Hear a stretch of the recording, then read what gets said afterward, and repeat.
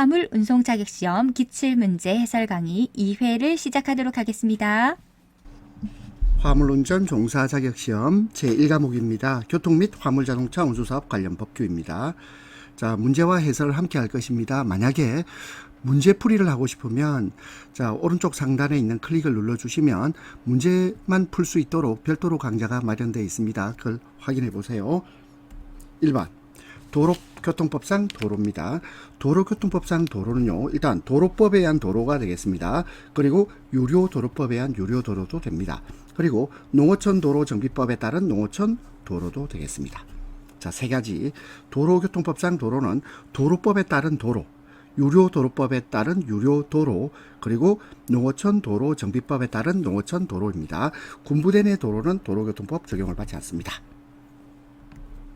2번 제1종 대형 운전면허 소지자만 운전할 수 있는 자동차입니다. 그러면 제1종 대형 운전면허 소지자만 몰 수 있는 자동차는 4번입니다. 건설기계인 덤프트럭. 덤프트럭은 제1종 대형 면허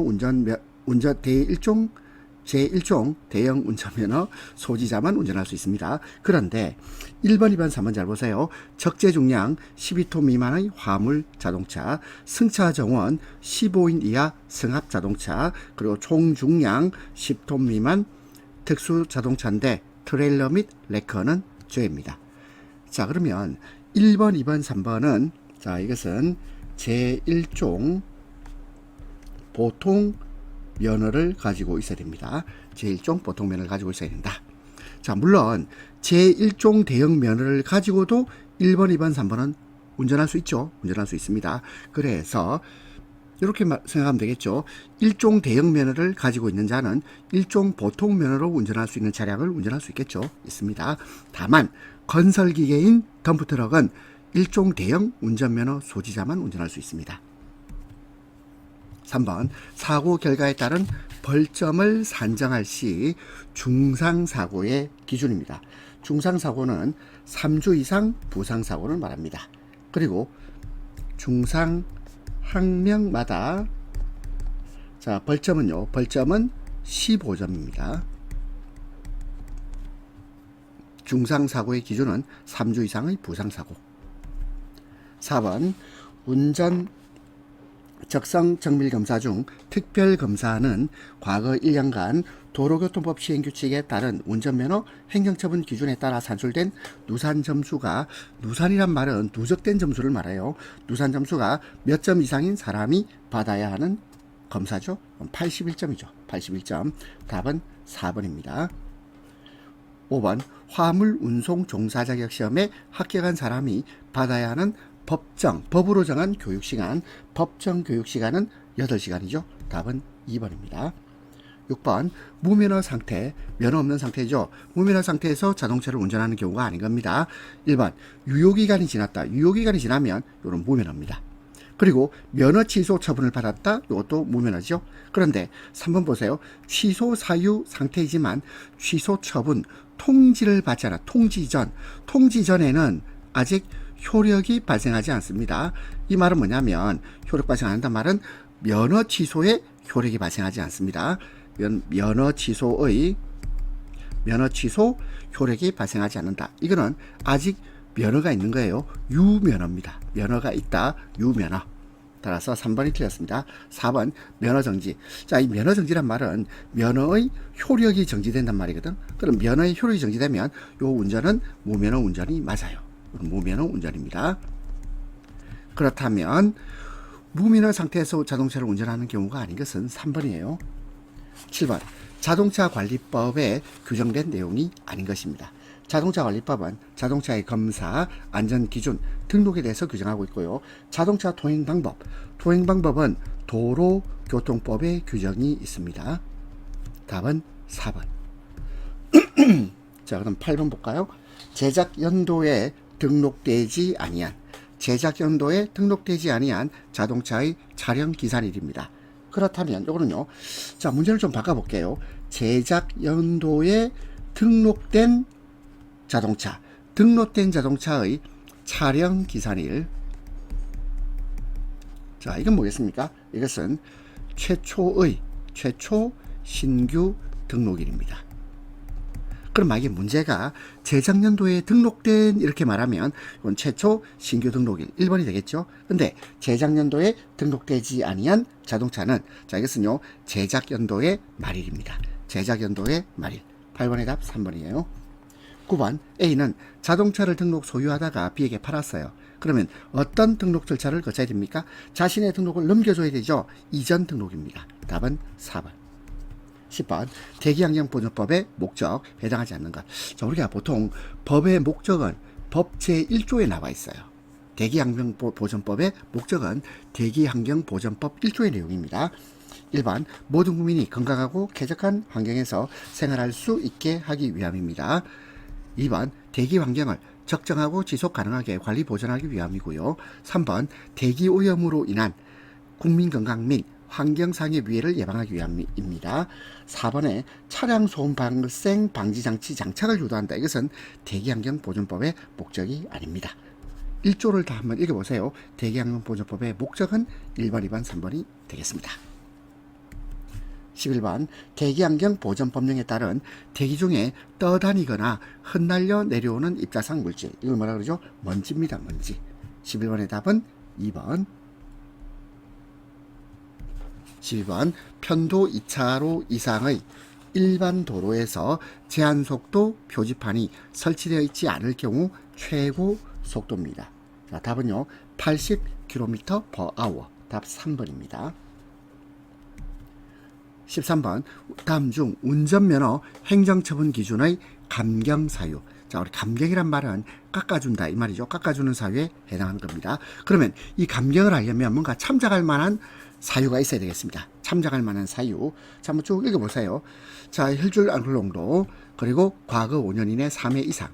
3번 경찰관의 음주 측정 요구에 불응했다.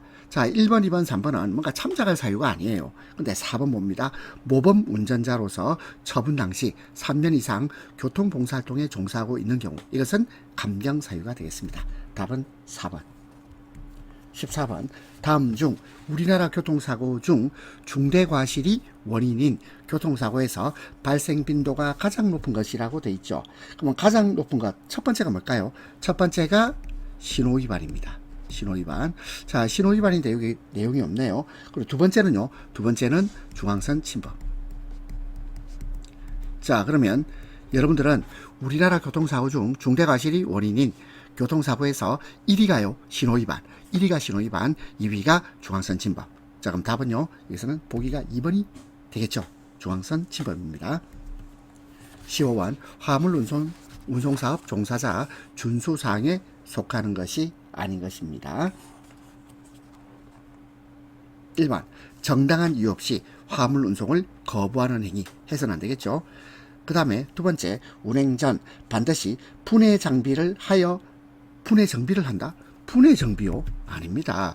반드시 분해 정비를 하는 건 아니겠죠. 3번 정당한 이유 없이 화물을 중도에서 내리게 하는 행위 해서는 안 됩니다. 4번 부당한 운임 또는 요금을 요구하거나 받는 행위, 요거 다 화물 운송사업 종사자가 해서는 안 되는 거죠. 따라서 답은 2번 되겠고요. 16번 다음 중 폭우, 폭설, 안개 등으로 가시거리가 100m 이내 100m 이내일 때 감속 기준은 이때는요 100분의 50으로 감속 운행합니다. 100분의 50. 답은 4번입니다. 17번 화물 운송 종사 자격증 개시 방법이에요. 자, 이 자격증을 어떻게 걸어둘까요? 이것은 화물 자동차 실내 앞면 그리고 오른쪽입니다. 실내 앞면 우측 상단 오른쪽 위겠죠. 답은 3번. 18번 다음 중 자동차 관리법의 목적. 자, 목적은 법 1조에 나와 있다 그랬죠. 자동차 관리법의 목적이 아닌 것. 자, 1번 자동차의 성능 및 안전 확보. 그렇습니다. 2번 자동차의 효율적 관리. 그게 이제 자동차 관리법이겠죠. 그리고 이 자동차 관리법은 이건요 공법입니다. 공법. 공법이란 말은 기본적으로 공익을 추구한다 이 말이거든요. 공익을 추구하는 것이 공법인데, 근데 3번 보세요. 공공의 복리. 공공의 복리가 바로 공익이에요. 공익을 증진한다. 3번도 자동차 관리법의 목적입니다. 그런데 4번에 자동차 운수 사업의 활성화는 자동차 관리법의 목적은 아닙니다. 답은 4번이 되겠습니다. 19번. 다음은 감속 기준에 대한 설명이다. 옳은 것은 1번. 자, 요 문제 아까 풀어봤죠. 폭우나 폭설, 안개 등으로 가시거리가 100m 이내인 때 이때는 100분의 50이었어요. 1번 틀렸고 2번. 비가 내려 노면에 습기가 있을 때 이거 100분의 20. 자, 2번이 답입니다. 3번. 눈이 20mm 미만 쌓였을 때 이때도 100분의 20이에요. 4번. 노면이 결빙되었을 때, 자, 도로면이 얼음이 얼어 있어요. 이때는요 100분의 50입니다. 답은 2번. 20번. 차의 운전자가 업무상 필요한 주의를 게을리하거나 중대한 과실로 다른 사람의 건조물이나 그 밖의 재물을 손괴한 경우입니다. 이 벌칙이에요. 자, 이때는 업무상 필요한 주의를 게을리했다. 자, 업무상 필요한 주의를 게을리했다. 이게 뭐죠? 이게 업무상 과실이라고 합니다. 업무상 과실. 그리고 중과실, 중대한 과실, 업무상 과실, 중과실로 다른 사람의 건조물이나 그 밖의 재물을 손괴한 경우는, 자, 이 차의 운전자는 아무런 고의가 없죠. 고의가 없기 때문에 징역이라는 무거운 형벌을 부과하는 것이 아니라 징역보다는 상대적으로 가벼운 금고에 처합니다. 금고에 처하는데 2년 이하의 금고, 500만 원 이하의 벌금. 자, 그러면 징역과 금고는요, 징역이든 금고든 모두 자유형이라 그래요. 교도소에 감금하는 겁니다. 다만 징역은 일을 시키고 금고는 일을 시키지 않습니다. 물론 금고자도 신청에 의해서 정력에 복무하는 경우가 있습니다. 일을 하는 경우가 있는데 금고는 원칙적으로 노동을 하지 않는다. 2년 이하의 금고, 500만 원 이하의 벌금. 답은 3번입니다. 21번. 다음 중 횡단보도 횡단 시 보행자로 보호받을 수 있는 경우입니다. 자, 그럼 보세요. 1번. 자전거 타니까 이건 보행자 아니죠. 오토바이 타고는 보행자가 아니에요. 자, 타고 횡단한다. 자, 타는 자는 보행자가 아닙니다. 그 다음에 3번. 오토바이를 끌고는요 보행자예요. 그리고 4번. 보행자 신호가 적색일 때 횡단. 이게 뭐죠? 이건 무단횡단이죠. 무단횡단. 보행자로 보호받을 수 없다. 답은 3번입니다. 22번. 도로관리청이 운행 제한 차량의 운행을 허가할 때 붙이는 조건입니다. 1번 운행 방법, 2번 운행 시간, 3번 운행 노선, 4번 운행 차량은 아니죠. 답은 4번이에요.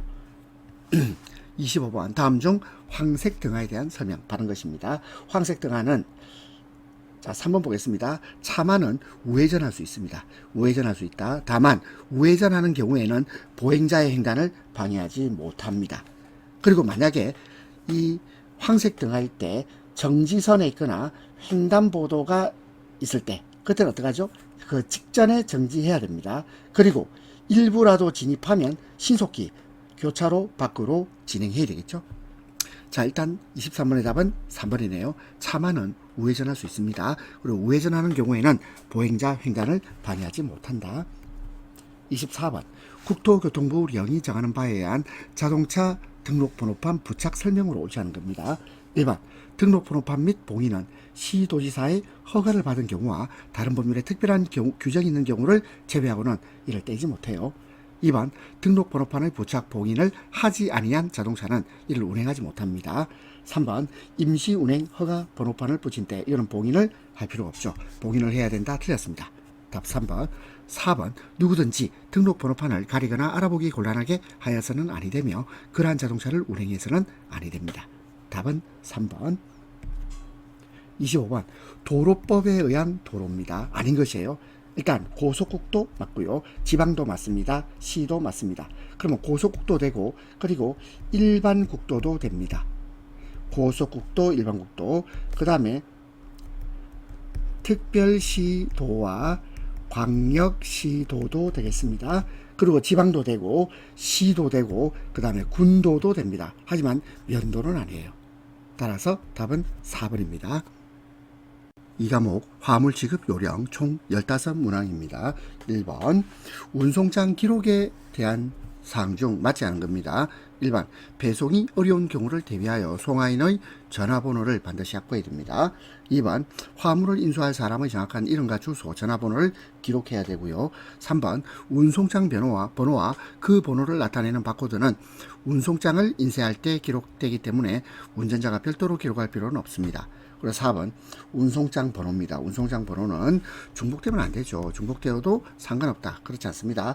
운송장 번호는 중복되면 안 된다. 답은 4번.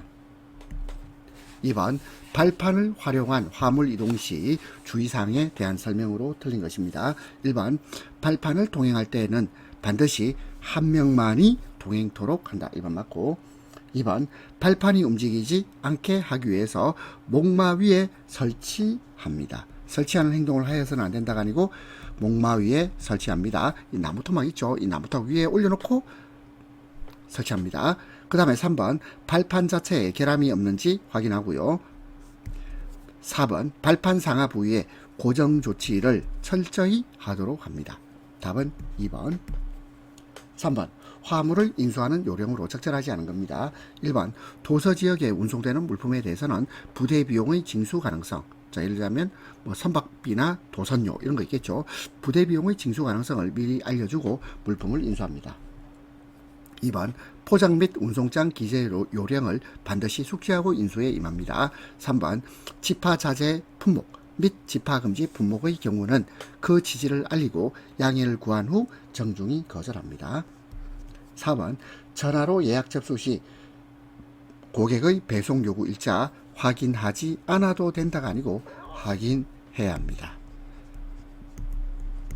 따라서 답은 4번. 4번 세미 트레일러의 특징 잘못 설명된 것입니다. 1번 발착지에서의 트레일러 탈착이 용이하고 공간을 적게 차지해서 후진하는 운전을 하기가 쉽죠. 자, 여러분 세미 트레일러 이거 한번 볼까요? 자, 그 다음 그림 한번 보겠습니다. 자, 이게 세미 트레일러입니다. 자, 옆면, 윗면, 자, 여기 저 조감도가 있죠? 한번 보십시오. 자, 세미 트레일러 발착지에서의 트레일러 탈착이 용이하고 공간을 적게 차지해서 후진하는 운전을 하기가 쉽다. 맞고요. 2번 가동 중인 트레일러 중에서는 가장 많고 일반적인 트레일러가 세미 트레일러입니다. 자, 3번 기둥, 통나무 등 장착, 긴 적화물, 장착의 적화물 자체가 트랙터와 트레일러의 연결 부분을 구성하는 구조의 트레일러. 자, 이것을 뭐라 그러죠? 자, 이것을 풀 트레일러 그래요. 풀 트레일러. 4번 세미 트레일러용 트랙터에 연결하여 총 하중의 일부분이 견인하는 자동차에 의해서 지탱되도록 설계된 트레일러입니다. 자, 잘못 설명한 것은 3번입니다.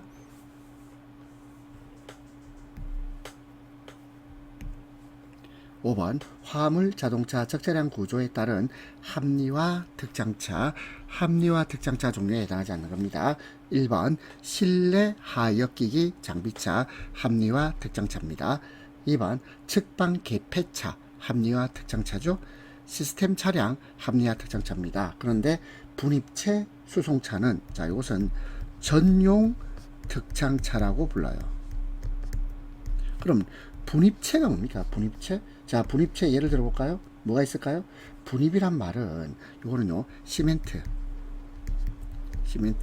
기타 등등 이런 가루를 우리가 수송하는 차 있죠?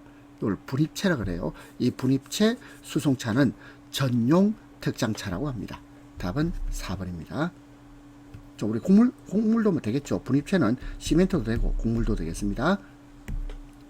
그 다음에 6번 택배 표준 약관상 운송물의 인도일에 관한 설명 중 틀린 것입니다. 1번 특정 일시에 사용할 운송물을 수탁한 경우에는 운송장에 기재된 인도 예정일의 특정 시간까지 운송물을 인도합니다. 2번 일반 지역은 2일이죠. 그리고 도서 상간백지는 5일이 아니고 3일입니다. 3일. 답 3번. 4번 운송장에 인도 예정일 기재가 있는 경우에는 그 기재된 날입니다. 7번 송화인이 운송장에 기재해야 하는 사항으로 옳지 않은 겁니다. 1번 이손품. 자, 이라는 말은 쉬울 이자입니다. 쉽다. 손은 손상. 이손품이란 말은 손상되기 쉬운 화물 이 말이에요. 이손품. 손상되기 쉬운 물품 화물입니다.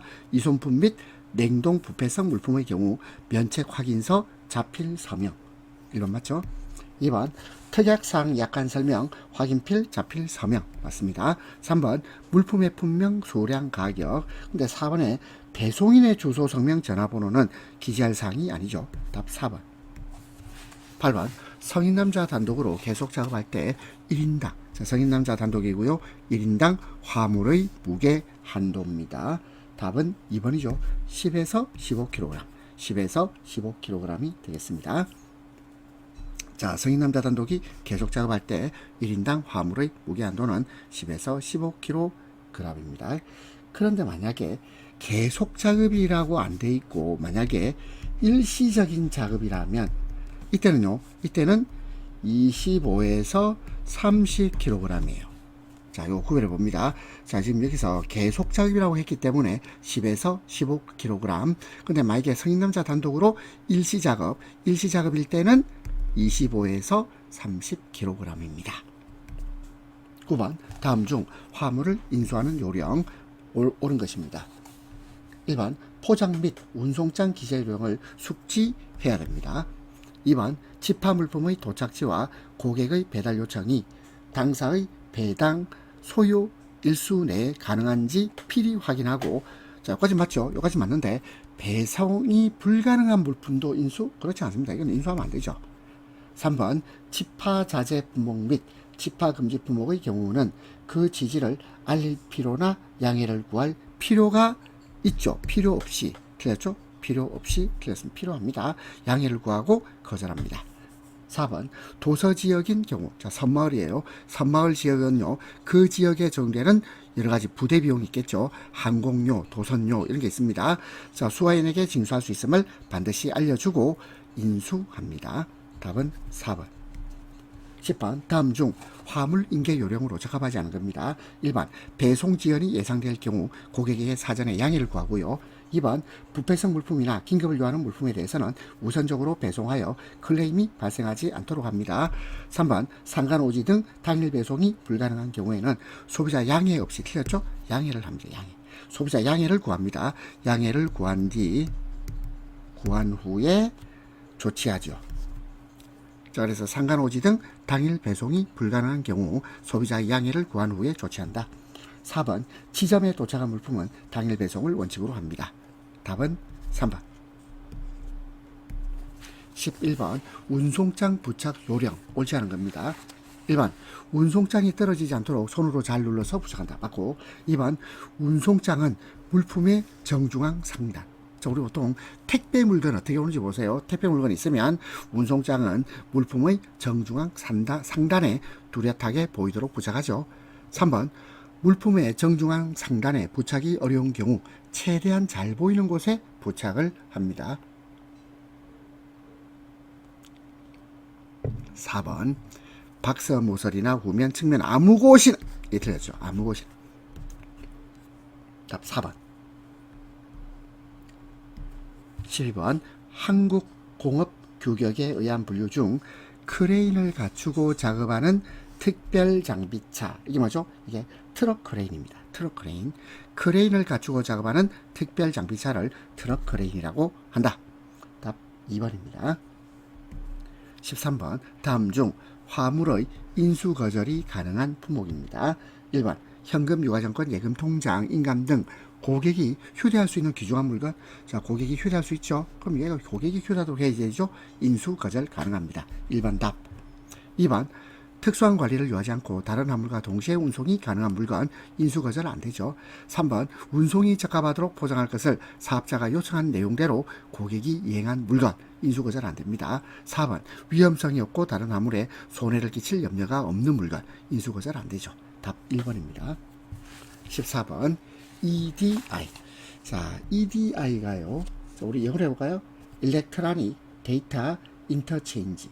자, 이거 영어 싫어하시는 분은 자, 없던 걸로 합시다. 이게 뭐냐면 전자문서 교환입니다. 전자문서 교환. EDI. 전자문서 교환 시스템이 구축될 수 있는 경우에 이용될 수 있는 운송장입니다. 뭐죠? 전자교환 문서니까 이게 스티커로 발부가 되잖아요. 스티커형 운송장. 답은 2번이 되겠습니다. 15번 포장의 기능이 아닌 것입니다. 포장하면 편리하죠. 그리고 내용물을 표시할 수 있고요. 그리고 또 상품성이 있겠죠. 근데 판매성, 이게 틀렸어요. 판매성이 아니고 뭐라고 해야 될까요? 판매를 촉진하는 성질을 가진다. 판매를 촉진하는 성질은 가져도 판매성은 아닙니다. 답은 4번. 세 번째 과목 안전운행 총 25문항입니다. 1번 정지시력이 40분의 20인 사람이 정상시력을 가진 사람과 같은 효과를 내기 위한 방법입니다. 정지시력이 40분의 20이다. 그러면 자, 이거는요. 정상시력을 가진 사람에 비해서 2배의 큰 글자입니다. 정지시력이 2분의 1이잖아요. 그렇기 때문에 정상시력을 가진 사람에 비해서 2배의 큰 글자를 제시해야 정상시력을 가진 사람과 같은 효과를 냅니다. 1번의 답 4번.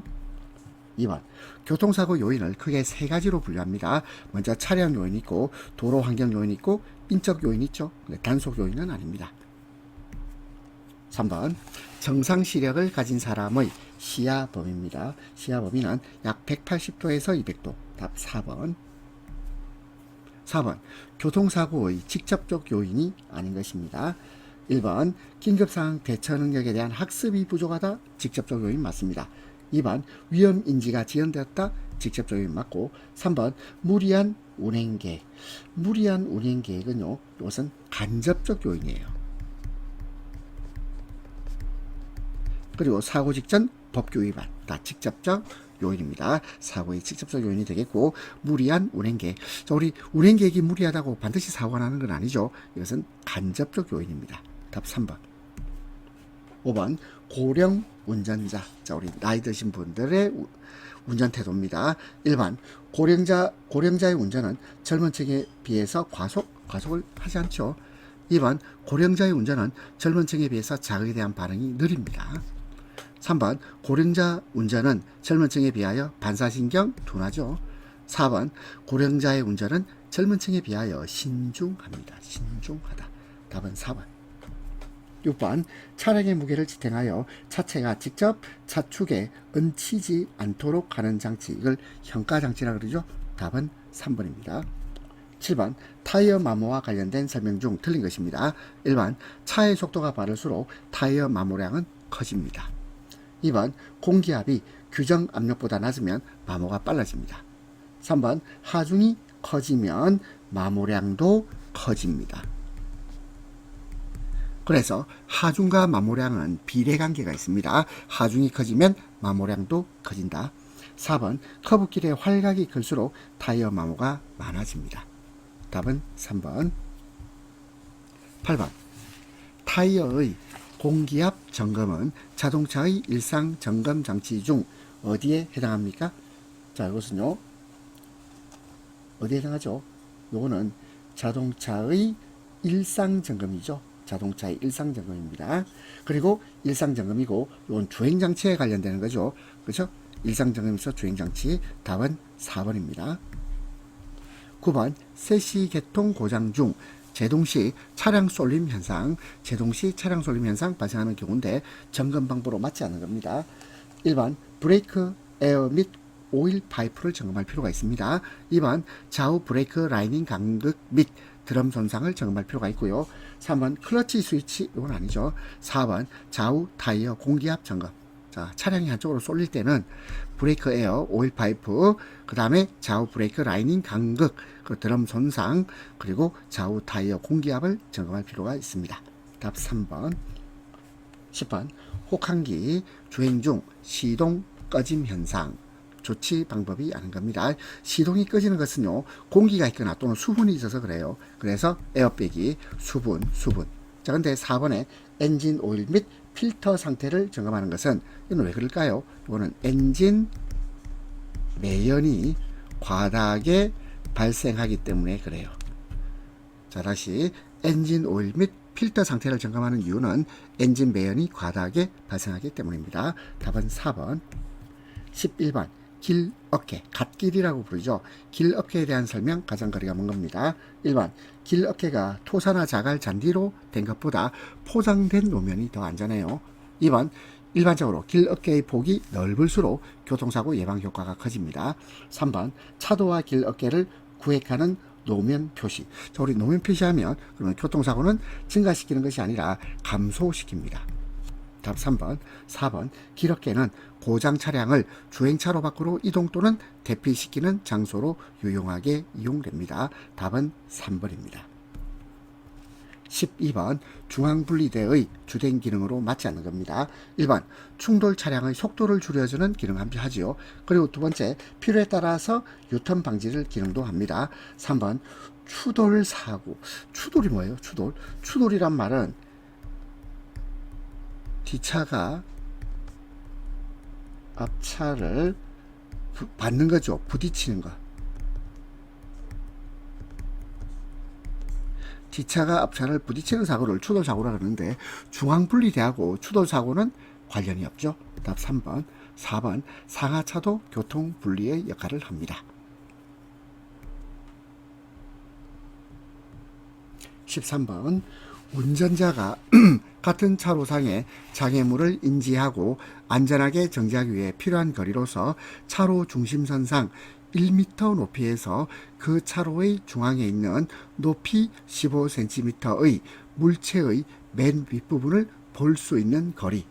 그 거리를 그 차로의 중심선에 따라 측정한 길이를 뭐라 부르죠? 이것을 정지시거라고 합니다. 자, 우리 시거라는 말은 운전자가 눈으로 볼 수 있는 거리. 운전자가 눈으로 볼 수 있는 거리를 시거라고 하는데요. 자, 이것은 정지시거입니다. 정지시거. 운전자가 같은 차로상에 장애물을 인지하고 안전하게 정지하기 위해서 필요한 거리입니다. 차로 중심선상 1m 높이에서 그 차로 중앙에 있는 높이 15cm 물체의 맨 윗부분을 볼 수 있는 거리를 그 차로의 중심선에 따라 측정한 길이. 이것을 정지시거라고 한다. 14번 방어운전의 요령 가장 적절한 겁니다. 1번 뒤에서 다른 차가 접근해 올 경우에는 빠르게 가속. 틀렸죠? 속도를 낮춰야죠. 2번 차량이 많을 때는 속도를 가속한다. 이것도 틀렸죠? 자, 어떻게 됩니까? 자, 이거는요 속도를 가속하는 게 아니고 차량이 많을 때는 법정 한도 내에서 다른 차량과 같은 속도죠. 차량이 많을 때는 다른 차량과 같은 속도를 유지할 필요가 있습니다. 3번 대형차를 뒤따를 때는 신속히 앞지르기. 그렇지 않습니다. 신속히 앞지르기 합니까? 그렇게 하면 안 되겠죠. 그 다음에 4번 다른 차량이 끼어들 우려가 있는 경우에는 다른 차량과 거리를 두고 주행하도록 합니다. 답은 4번.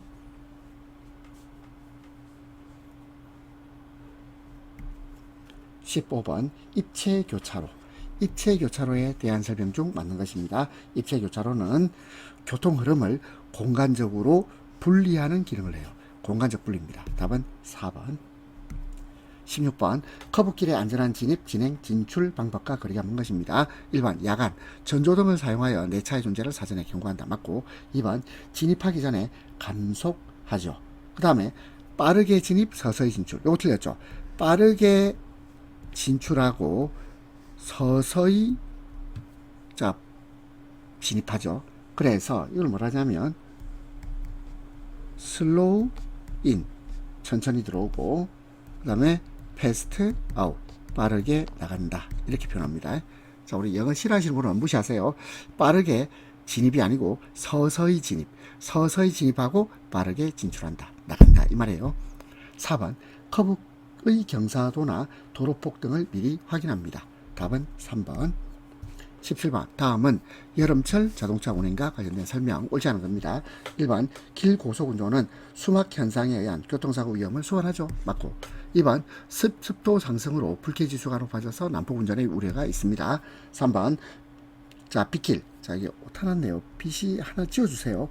빗길 미끄럼 예방 등을 위해 타이어 트레드홈 깊이는 1.0mm가 아니고 1.6입니다. 1.6mm 이상을 유지합니다. 4번 수막 현상이 발생하는 경우에 빗길은 빙판길처럼 미끄럽죠. 답은 3번입니다. 18번 과마모된 타이어는 빗길에서 잘 미끄러지고 제동거리가 길어지므로 이를 예방하기 위해서 노면과 맞닿는 트레드 홈 깊이, 자 트레드 홈 깊이는 얼마 이상으로 유지되어야 합니까? 자, 이거 아까 문제 풀어봤죠? 1.6mm. 아까 17번 문제하고 논리가 똑같죠? 자, 빗길 미끄럼 예방 등을 위해서 타이어 트레이드 홈 깊이는 1.6mm 이상, 1.6mm입니다. 자, 18번도 마찬가지. 자, 17번, 18번은 같은 문제라고 봐야 되겠죠? 19번 실전 방어 운전의 방법이 아닌 것. 1번 운전자는 앞차의 전방까지 시야를 멀리 둡니다. 그리고 2번, 자 2번 같은 문제 틀리면 안 되겠죠. 일기예보나 기상변에 신경 써야죠. 신경 쓰지 않는다. 틀렸습니다. 3번 뒷차의 움직임을 룸미러나 사이드미러로 끊임없이 확인합니다. 4번 교통신호가 바뀐다고 해서 무작정 출발하지 말고 주위 자동차의 움직임을 관찰한 후 진행한다. 답은 2번. 20번 암수능. 암수능이란 말은 밝은 데서 어두운 데로 들어가는 거죠. 그렇죠? 밝은 조건에서 어두운 조건, 밝은 곳에서 어두운 곳. 그래서 밝은 조건에서 어두운 조건으로 변할 때 눈이 그 상황에 적응하여 시력을 회복하는 것을 암수능이라고 합니다. 그럼 1번부터 볼까요? 태양차의 전조등 빛이 눈에 비추면 일시적으로 시력의 장애를 일으키는 현상을 현혹 현상이라 그래요. 현혹 현상. 2번 어두운 조건에서 밝은 조건으로 변할 때 눈이 그 상황에 적응하여 시력을 회복하는 것을 이걸 명수능이라고 합니다. 명수능. 자, 3번이 밝은 조건에서 어두운 조건으로 변할 때 암수능. 그 다음에 4번 정지 상태에서 한 물체에 눈을 고정시킨 자세로 양쪽 눈으로 볼 수 있는 좌우의 범위. 이것이 바로 시야입니다. 시야. 21번 핸드 브레이크의 기능 옳지 않은 겁니다. 1번 레버를 당기면 와이어에 의해 좌우 뒷바퀴 고정이죠. 뒷바퀴 고정 맞고. 2번 주차 또는 정차시킬 때 사용하는 제동장치입니다. 그 다음에 3번 운전석에서 손으로 작동시키는 제동장치 맞고. 4번 레버를 당기면 와이어에 의해서 뒷바퀴입니다. 앞뒤 아니죠. 앞뒤가 아니고 뒤에 좌우 바퀴가 모두 고정돼요. 답은 4번. 22번 엔진의 이상음이나 선회 시 조향장치의 이상음으로 판단하는 점검 방법. 음이 들리죠. 소리입니다. 소리가 들리는 것은 청각이죠. 답은 4번. 23번 다음 중 속도의 착각 옳지 않은 겁니다. 1번 반대 방향으로 주행하는 경우는 빠르게 느껴지죠. 1번 맞고. 2번 좁은 시야에서는 보다 느리게 아니죠. 보다 빠르게입니다. 좁은 시야에서는 보다 빠르게 느껴진다. 답 2번. 3번 동일 방향으로 주행하는 경우는 느리게 느껴지고요. 4번에 먼 곳에 있는 것은 느리게 느껴집니다. 답은 2번 되겠습니다. 24번 다음 중 교통사고의 중간적 요인에 속하지 않는 겁니다. 1번 운전자 심신상실 중간적 요인, 운전자 지능, 불량한 운전 태도 모두 교통사고의 중간적 요인입니다. 그러면 이 중간적 요인은 그 사람에 대한 어떤 개인적인 특징을 말하고 있죠. 근데 4번 보세요. 운전 전 점검 습관의 결여. 이거 좀 애매하죠. 애매한데 운전 전 점검 습관의 결여는 간접적 요인으로 분류가 됩니다. 따라서 답은 4번. 25번 운전석에 있는 핸들의 앞바퀴 방향을 틀어서 자동차의 진행 방향을 바꾸는 장치. 이것을 조향 장치라고 그래요. 조절한다. 방향을 조절한다. 조향 장치. 답 4번입니다. 네 번째 과목 운송 서비스. 1번 고객의 결정에 영향을 미치는 결정적 요인이라고 볼 수 없는 겁니다. 과거 경험, 개인적인 성격이나 환경적 요인, 구전, 말로 전해지는 의사소통. 근데 국제금융정세 이거는 고객 결정에 영향을 미치는 결정적 요인은 아닙니다. 1번의 답 4번. 2번 로지스틱스 회사. 자, 로지스틱스를 번역을 할 때 우리가 보통 물류라고 번역하죠. 물류회사입니다. 물류회사에서 고객 만족을 위한 수요 창출에 누구보다 중요한 위치를 점하고 있는 일선 근무자. 일선이란 말은 우리 맨 앞에 있는 근무자를 말하죠. 이건 누굽니까? 운전자죠. 운전자. 답 3번입니다. 3번 담배꽁초의 처리 방법 가장 적절한 겁니다. 자, 우리 담배 피고 담배꽁초 화장실 변기에 버리면 안 되죠. 바닥에 버리면 안 됩니다. 발로 밟아버리면 안 됩니다. 차창 밖으로 버리지 않지요. 3번 답이네요. 그리고 꽁초를 손가락으로 튕겨 버려서도 안 되겠습니다. 4번 물품을 하역하는 작업에서 주로 사용되는 장비가 아닌 것입니다. 자, 먼저 컨베이어 맞고 3번의 지게차, 4번의 크레인. 레카차가 아니죠. 레카차는 견인차 아닙니까? 견인차. 차량을 견인하는 차가 레카차입니다. 답은 2번. 5번 물류관리의 목표를 달성하기 위한 고객 서비스 수준의 결정 기준. 이거는요, 고객 지향적이어야 합니다. 답은 4번. 고객이 왕입니다. 고객이 왕. 고객 지향적. 6번 일반적인 물류의 발전 과정. 물류의 발전 과정은 자, 1단계가 뭐죠? 이게 자사물류죠. 자사물류. 그 다음에 2단계가 이것이 물류자회사입니다. 그리고 3단계가 제3자 물류입니다. 답은 3번이 되겠네요. 자, 저희가 답을 3번이라고 그랬나요? 답은 4번입니다. 그 다음에 7번 제4자 물류. 제4자 물류에서 1번 보세요. 화주가 직접 물류를 처리한다. 이것은 제1자 물류라고 합니다. 제1자 물류. 거리가 먼 거니까 1번이 답이고요. 2번 제3자 물류의 기능에 컨설팅 업무를 추가한 거죠. 추가했다. 이걸 추가했단 말이죠. 그리고 3번 공급사슬의 모든 활동과 계획관리를 전담합니다. 4번 광범위한 공급사슬의 조직을 관리하죠. 따라서 거리가 먼 것은 1번. 8번 화물 자동차 운송의 효율성을 나타내는 지표 중에서 총 주행거리에 대해서 화물을 싣고 운행한 거리의 비율. 자, 이건 어떻게 생각하면 되죠? 총 주행거리분의 화물을 싣고 운행한 거리의 비율. 이게 뭐죠? 이게 실차율이라 불러요. 실차율. 따라서 답은 4번입니다. 9번 물류 코스트의 상승. 자, 코스트란 말은 비용을 말합니다. 물류 비용이 올라가는 이유, 가장 관계 깊은 것. 자, 무슨 말일까요? 물류 비용이 올라가는 것은 빈도는 높고 그 양은 적고, 그죠? 고빈도 소량 수송 체계. 답 2번입니다. 10번 신속하고 민첩한 체계를 통하여 생산 및 유통의 각 단계에 효율성을 실현하고 그 성과를 생산자, 유통관계자, 소비자에게 골고루 배분하는 물류 서비스 기법입니다. 자, 신속이란 말이 나왔죠? 자, 신속 대응입니다. 신속 대응. 답은 3번입니다. 11번 실시간 교통정보를 제공하는 범지구 측이 시스템, GPS입니다. 자, GPS 도입 효과로 볼 수 없는 거예요. 1번 운송 차량의 추적 시스템을 완벽하게 관리 및 통제할 수 있고요. 2번 대도시의 교통운잡 시 차량에서 행선지 지도와 도로 사정 파악이 가능합니다. 3번 밤에 운행하는 운송 차량은 추적할 수가 없다가 아니고 있다죠. 없다 아니고 있답니다. 답은 3번. 4번 각종 자연재해로부터 사전 대비를 통해 재해를 회피할 수 있습니다. 12번 다음 중 고객을 응대하는 마음가짐의 자세 적합한 겁니다. 항상 부정적이 아니고 긍정적으로 생각한다.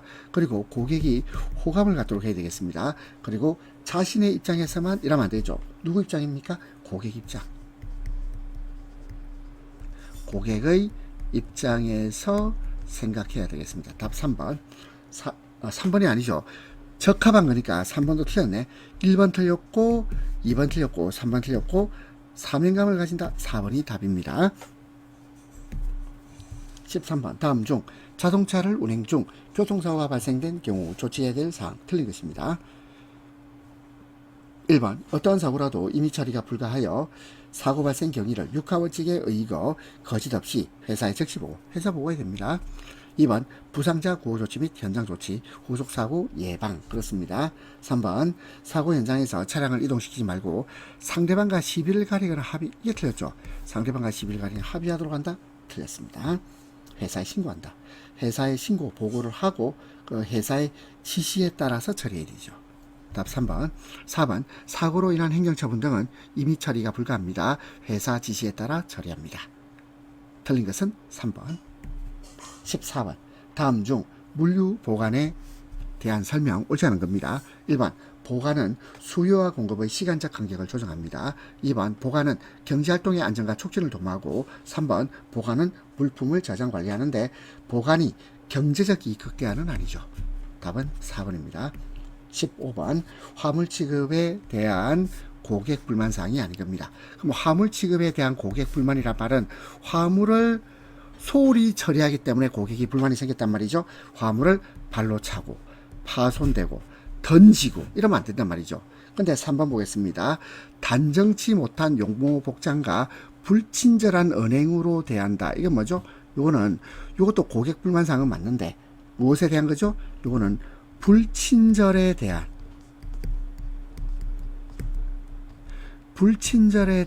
고객 불만 사항입니다. 따라서 답은 3번이에요. 자, 우리 문제 푸신다고 고생 많으셨습니다.